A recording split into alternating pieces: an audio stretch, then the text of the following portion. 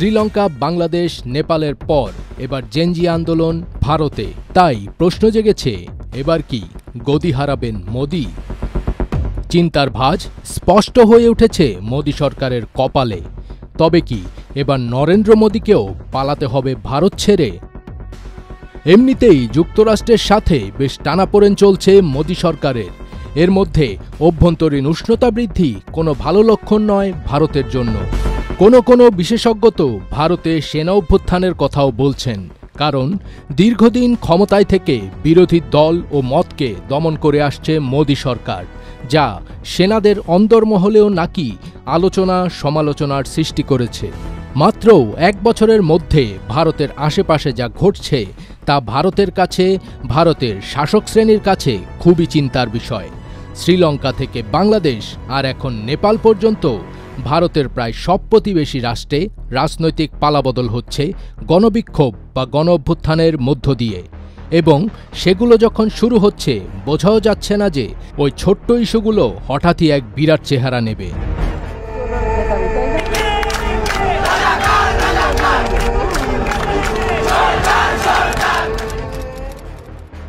2022 সালে শ্রীলঙ্কার দেউলিয়া অর্থনীতির কারণে জনগণের চরম ক্ষোভ মাহিন্দা রাজাপক্ষের সরকারকে পদত্যাগে বাধ্য করে। এর মাত্র 2 বছর পর 2024 সালে বাংলাদেশের ছাত্র আন্দোলন এক বিশাল গণবিক্ষোভে পরিণত হয়, যার ফলে সাবেক প্রধানমন্ত্রী শেখ হাসিনাকে দেশ ছেড়ে পালাতে হয়। আর এই তালিকায় এক্কেবারে শেষে নেপাল। সোশ্যাল মিডিয়া বন্ধের মতো একটি ছোট্ট ইস্যুকে কেন্দ্র করে বিক্ষোভ এতটাই তীব্র হয়ে পড়ল যে প্রধানমন্ত্রী কেপি শর্মা ওলি পদত্যাগ করে বাঁচতে পারেননি, পালিয়েছেন। কোথায় পালিয়েছেন কেউ জানেও না। এখনও অনেকে বলছে ভারতেই আছেন, কেউ বলছেন তিনি দুবাইতে অবস্থান করছেন।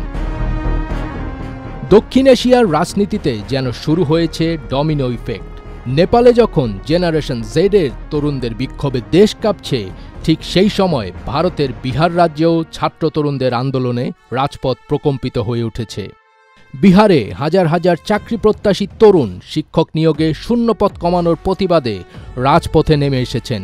এতে রাজধানী পাটনার গুরুত্বপূর্ণ সড়কগুলো কার্যত অচল হয়ে পড়েছে।